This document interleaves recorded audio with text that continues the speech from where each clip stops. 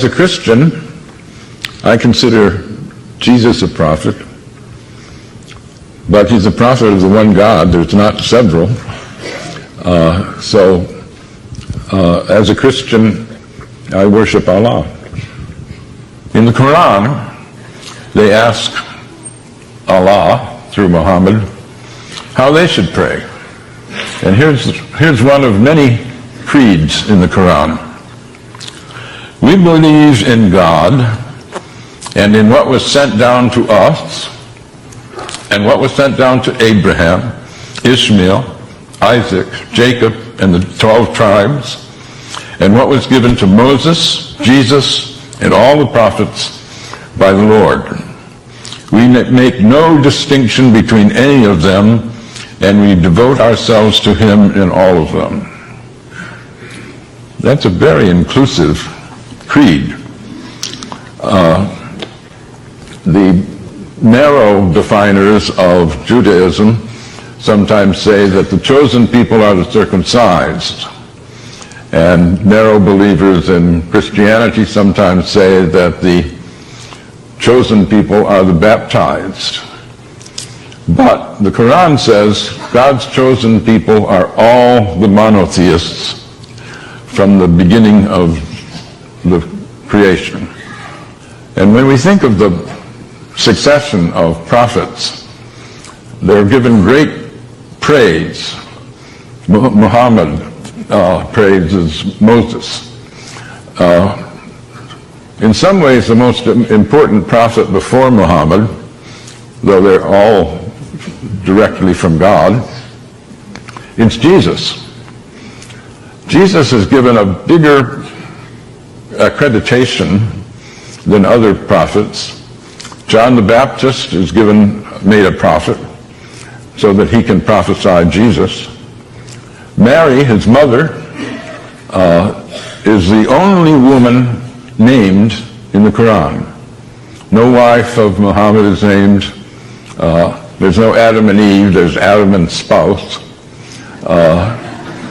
But Mary is not only named, she's made sinless.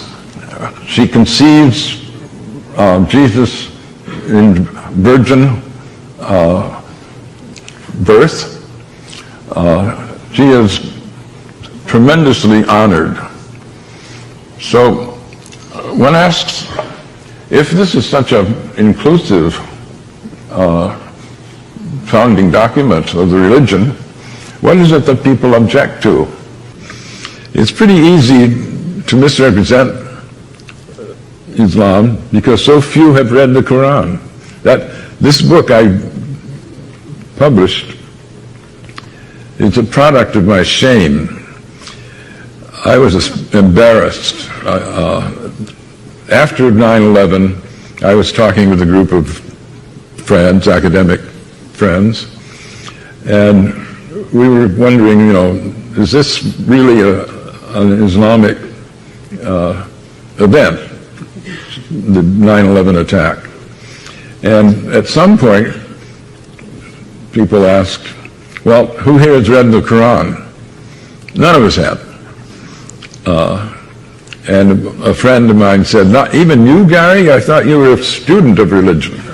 And I said, yeah, that's the problem. I'm totally ashamed. And so I went and have been trying to repair that stupidity ever since. But I've tried in a lot of venues to ask how many people have read the Quran. Dare I do it now? How many have read the Quran?